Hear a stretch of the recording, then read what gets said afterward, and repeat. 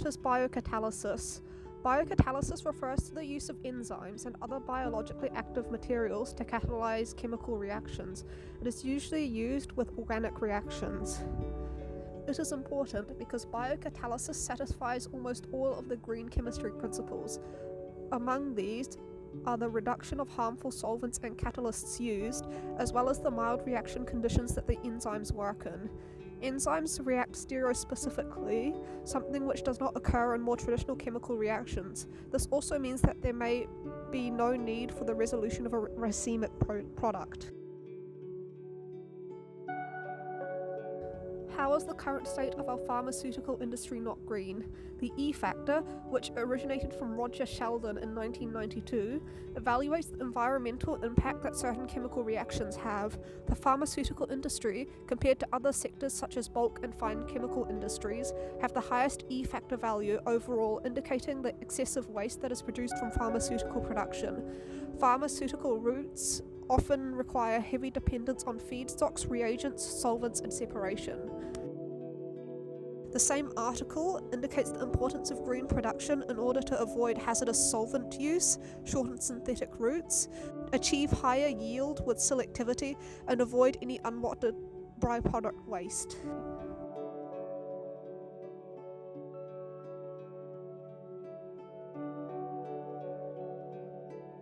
The first example is ethyl 4-cyano-3-hydroxybutyrate, an intermediate for atorvastatin.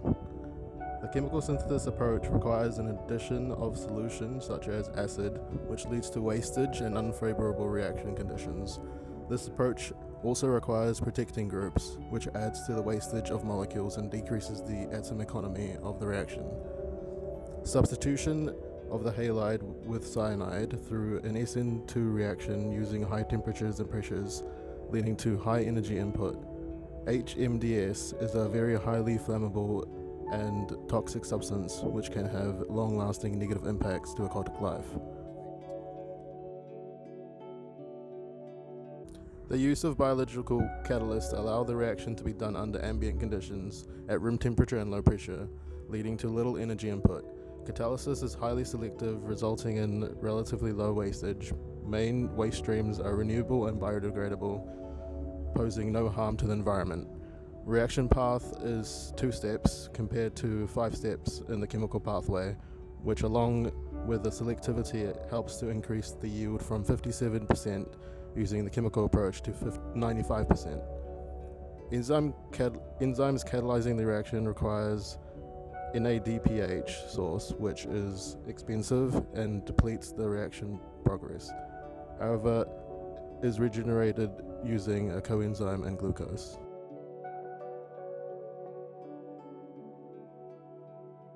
Duloxetine is an antidepressant that acts as a serotonin and norepinephrine reuptake inhibitor.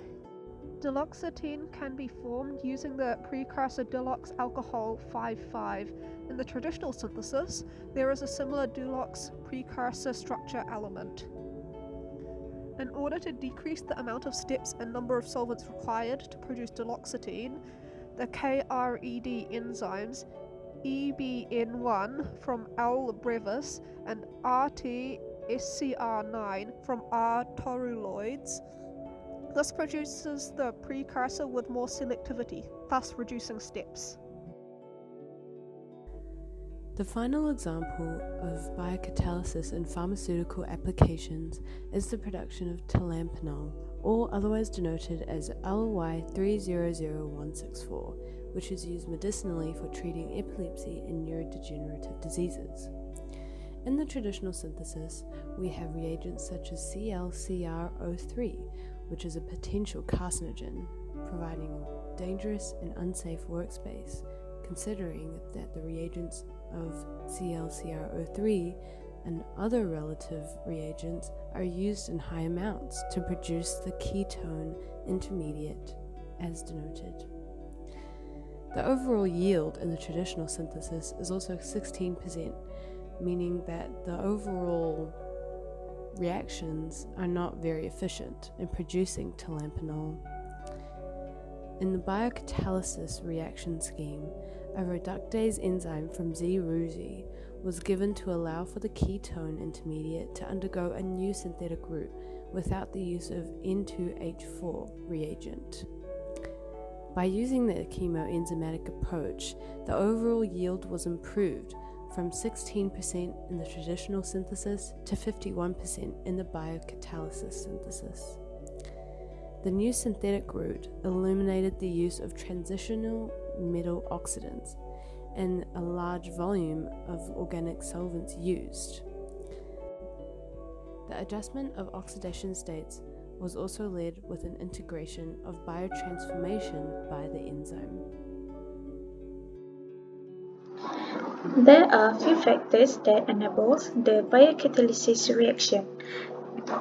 The first one is choice of biocatalysis. We have two types, which are genomic database and de novo design. Secondly, biocatalysis optimization includes enzyme engineering, directed evolution, and immobilization.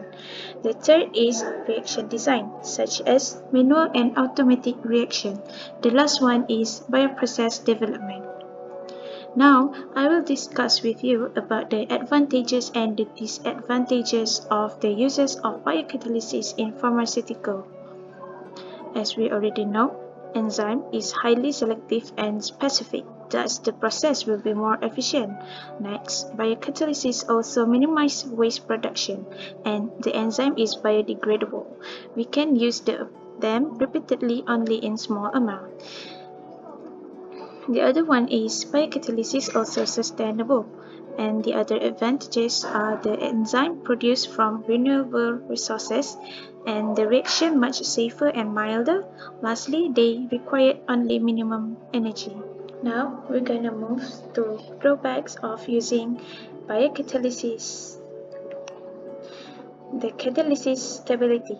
Biocatalysis is susceptible to its substrates or product inhibition, and inactivation may occur at high temperature or extremely low or high pH values, and also solvent compatibility, for example, in organic solvent. The second one is it might take long reaction time, and the lack of designability of biocatalysts.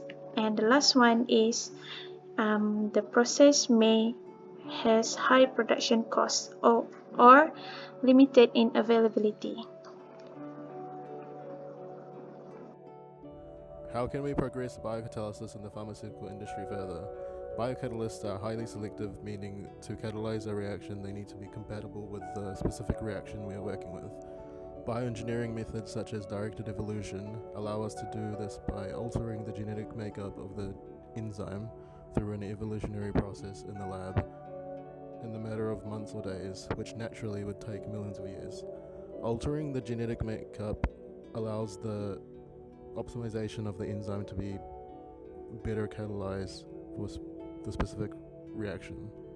From a green chemistry perspective, this would increase the selectivity of the product produced, increasing yield and the possibility of making the reaction conditions more favorable. A drawback to this process is that it may be costly to collect data on the enzymes that are best suited for the reactions. Also, how the process of directed evolution takes many repetitions to get the desired optimized enzyme. A remedy to this has been the use of computational methods to theoretically determine the collection of data on the best suited enzymes for a given reaction.